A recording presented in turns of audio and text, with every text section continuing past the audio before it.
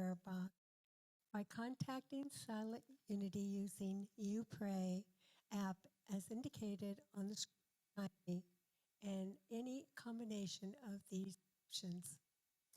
Following the church service, any prayer chaplain wearing a white stole will be happy to meet with you for individual prayer at the table to your right.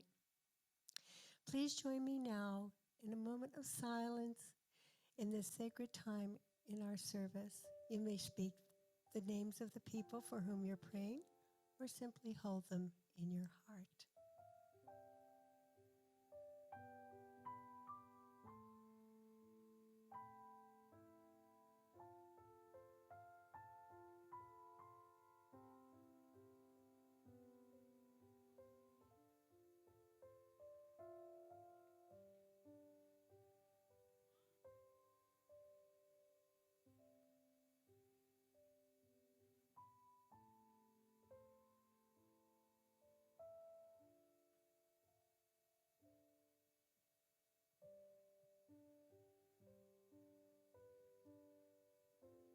Thank you, God.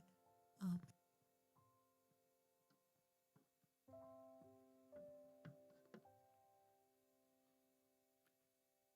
One of the things that we know is that when we are gathered, the presence is with us.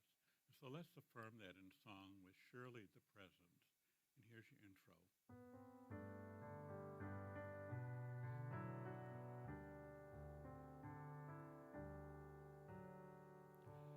Surely the presence is alive and in this place I can feel its mighty power and its grace. There's a holy hush around us. I see glory on each face. Surely the presence is alive and in this place. Surely the presence is alive and in this place I can feel its mighty power and its grace. There's a holy hush around us. I see glory on each face. Surely the presence is alive and in this place.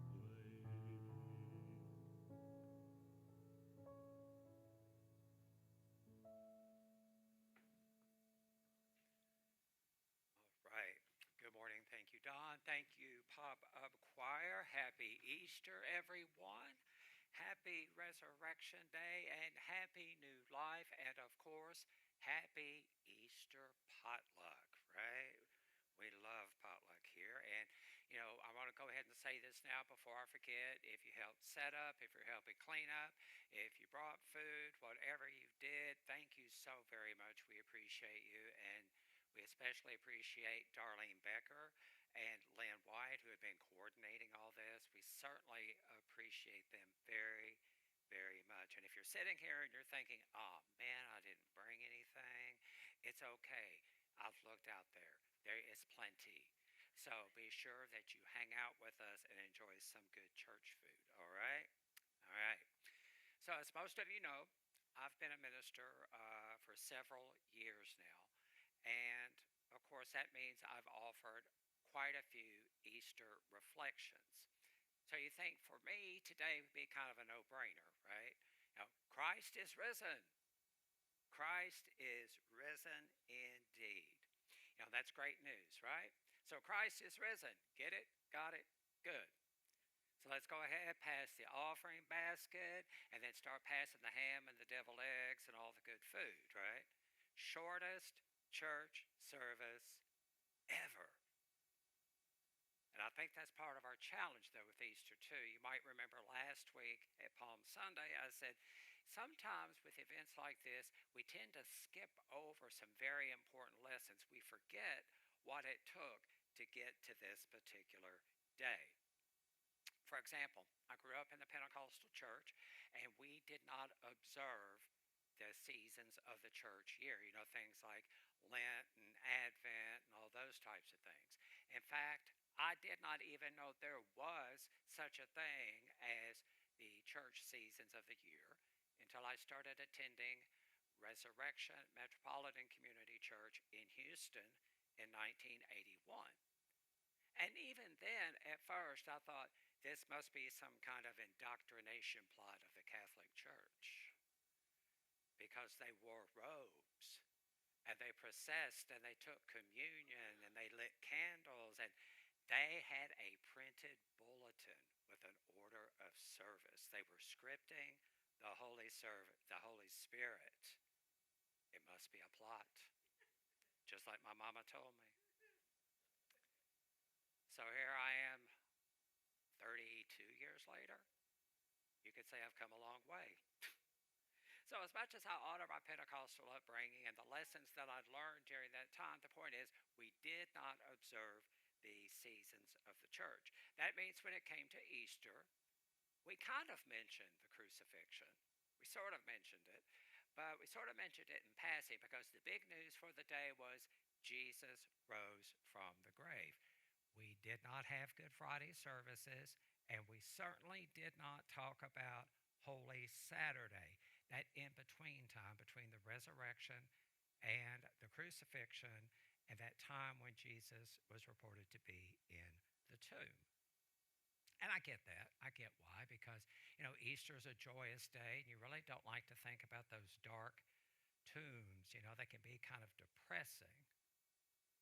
But I think if we miss that point, we are also risking missing some very important lessons of what I call the biggest coming out story ever, which is how I see the resurrection. And why? Because I believe coming out and the resurrection have a whole lot in common. So I want y'all to just stay with me here for a minute, okay? You ready? Here we go. Probably noticed the title of the talk today, right? I struggled with that for a bit because, you say coming out, and our minds tend to go in a particular direction, right? And then you put Jesus in the mix, and you're thinking, uh-oh, where is he going with that? But I want you to think about this. Jesus came out, right? Because in Unity, we teach that the resurrection story is symbolic of Jesus coming out in his fully realized divinity. So it's the biggest coming out story ever. But Jesus isn't the only one who came out. We all come out about different things in our lives. Some people come out about being in recovery. There are conservative politicians who come out and say they support a woman's right to make her own health care decisions around, childbirth and so forth. You got some liberal politicians who will come out and say, I celebrate cutting funding for some government programs in order to help cut the deficit. You've got some people who have been Christians for years who, after several years, come out as atheist or agnostic. You have atheist and agnostic people who have been, identifying that way for years, and something happens and they become believers. They may become Christians. So the whole coming out thing, that whole list about coming out, is practically endless. So what does that look like? Well, it depends on who you are, because there's no one-size-fits-all approach to coming out, regardless of what it is. Just like the resurrection story. No one approach. Did you know that? 4 different versions. 4 different versions. In one version, it is dramatic. There is thunder, there is lightning, an angel comes down, rolls away the tomb, rolls away the stone, I should say, sits on the stone, and the Roman guards look like dead men. They are white with fear. In another version, a few women see a young man, probably an angel, in the empty tomb who tells them Jesus is risen, but they are so freaked out, they don't tell anybody. In another version, a few women actually see Jesus. They go back, they tell his disciples who don't believe them at first. And then in another version, Jesus appears to one woman, Mary Magdalene, who then goes back, tells the disciples who don't believe her at first, but then they run to the empty tomb. They see it, they believe, and instead of going out and saying, Christ is risen indeed, they freak out and go hide in a room somewhere. Because they remembered that they had all denied him or left him in some way or another. They were afraid that the Romans might have thought that they had taken the body, so they could have been afraid of Jesus. Because they had denied him, right? What would Jesus do? If he could come up from the dead, what's he going to do with them, those who denied him? So they went and hid. No one version. So I want to ask you all a question today. Think about this. When did you come out? When did you come out about something in your life? Think about it. We've all done it. What was it? Was it that version where there was thunder and lightning and all this drama, and some of the people you told, whatever it was, they were white with fear and shock? Was it a quiet affair? Did you tell just a few people and say, yeah, don't really tell anybody about this, I'm not quite ready? Or maybe you gave them permission and said, yeah, go ahead and tell some folks, I need some help with this, but they didn't believe you. Did people believe you? Did they believe your friends? Or did they lock themselves away in denial? No, there's really no one-size-fits-all approach to coming out or resurrection for that matter. But there are often some common themes. Now, in Unity, we do not deny the physical crucifixion, right? We don't deny that, but we tend to interpret the crucifixion itself more spiritually as a releasing of limitations, that we are releasing some cherished beliefs or aspects of our personality, and we do that in order to grow more fully into our inherent divinity. We do that in order to unfold more of our spirituality. So we got to let go of some stuff. And it feels like crucifixion. Why? Because we like our stuff. It's our stuff, right? And we've had our stuff for as long as we can remember. And oh my gosh, what will people say? What will people say if they find out X about me? You know, there's usually some time spent in the tomb as well, right? That is in the darkness. Now, most of the time we think about the darkness and we think about the tomb, and it gets kind of depressing, and we think the darkness is always a negative space. But it doesn't have to be. Think about this. Think about seeds. Seeds cannot grow into beautiful flowers and plants and fruits and vegetables if they are not first buried in the darkness of the earth. That is, a time of darkness is required before there is a pushing up and a pushing out into the light and life and growth of the world. As Jesus said, unless a grain of wheat is put into the ground and dies, it remains alone. But if it dies, it bears much fruit. And I believe the same is true for us. The tomb for us represents a state of consciousness in which we can grow. We grow in character, we grow in understanding, we grow in vitality. It is a time of growth in strength. Strength, gathering strength for the next phase of our spiritual unfoldment, gathering strength for our coming out, gathering strength for our resurrection. Of course, before coming out, there is the matter of that pesky stone, right, across the opening of our tomb. Now, one version of the resurrection story I mentioned said that an angel came down and rolled away the stone and sat on the stone, right? Well, good for Jesus. What about us? Who's going to roll away our stone?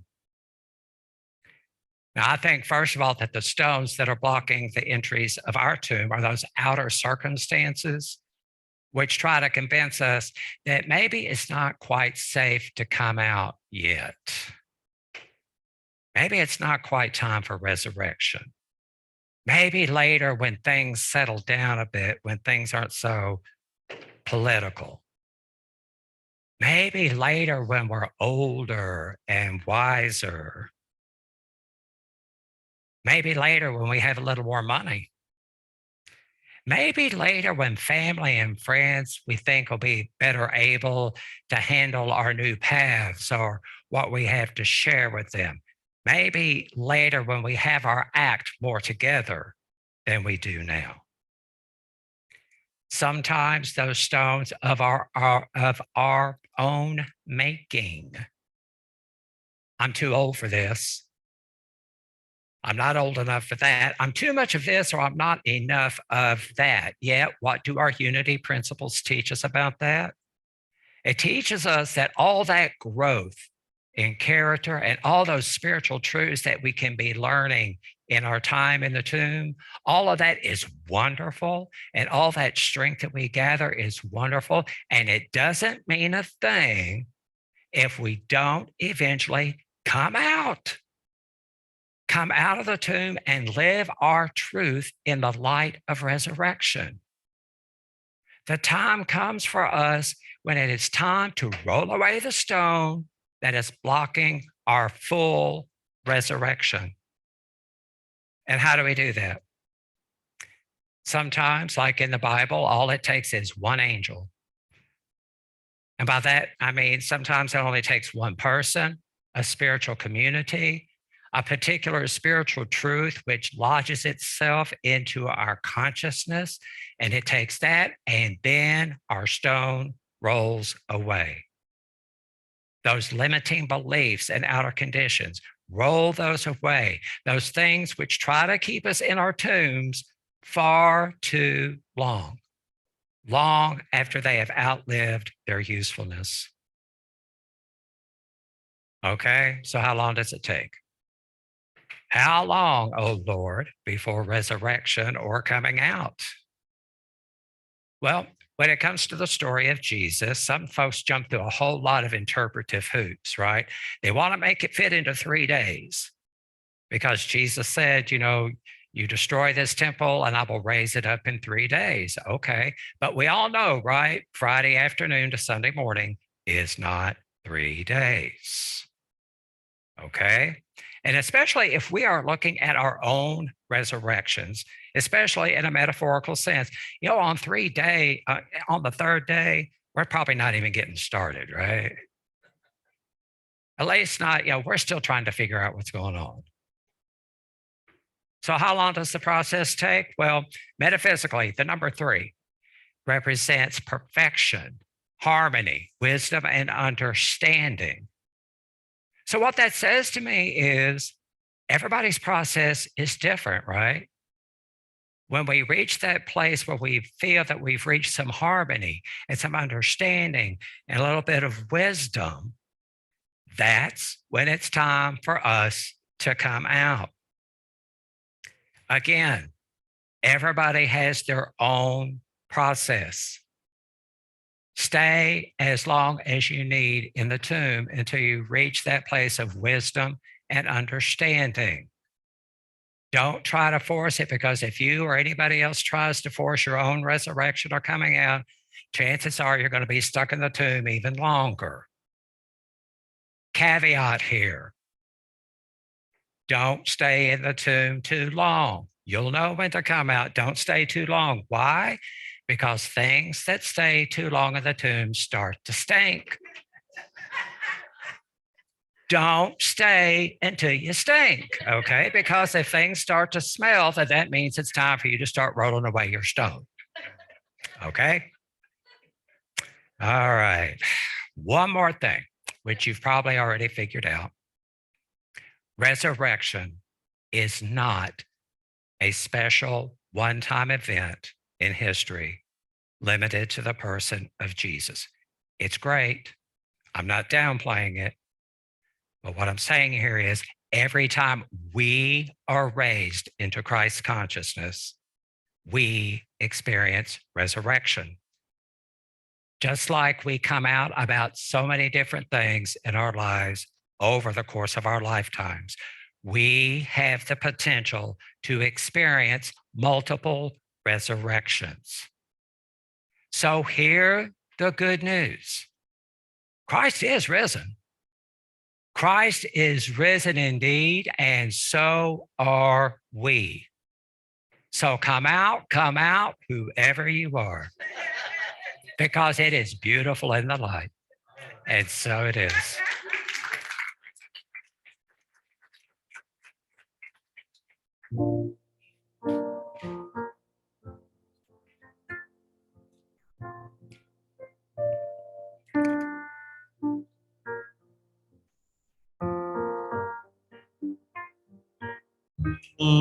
Commune with me.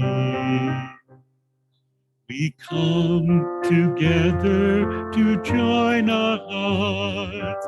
Commune with me. Hallelujah. Hallelujah. We come together to join our hearts. Commune with me.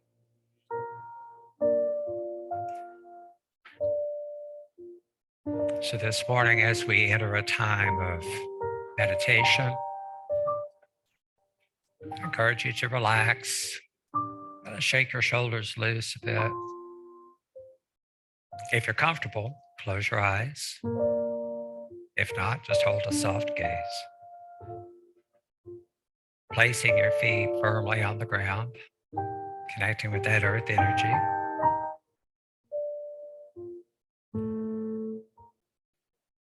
It'll be there for you to pick up after potluck.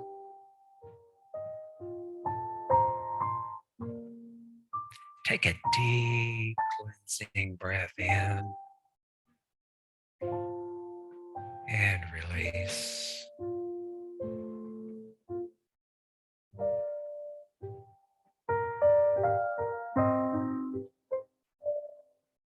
So where are you today in consciousness?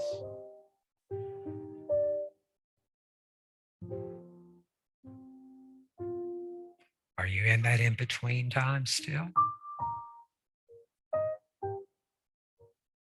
It's okay.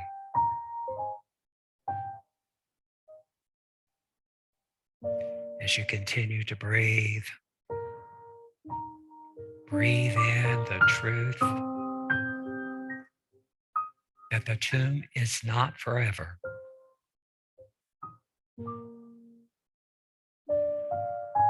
And breathe out hope. Are you excited? Are you ready to come out? Are you peeking past the stone, pulling on it a bit? Breathe in the strength that you need to keep rolling. Let it fill you and strengthen you, and then you release that to the world.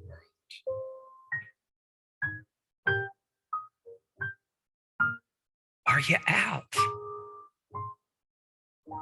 Do you feel resurrected? Breathe in the fresh air and the light. Allow it to heal and to strengthen and uplift you. Take another deep breath in and release.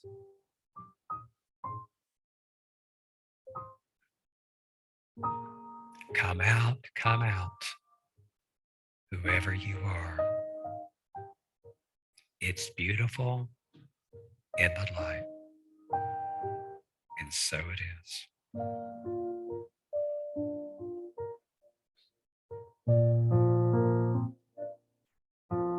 Commune with me. Commune with me. We come together and join our hearts. Commune with me. Alleluia. Alleluia. We come together to join our hearts.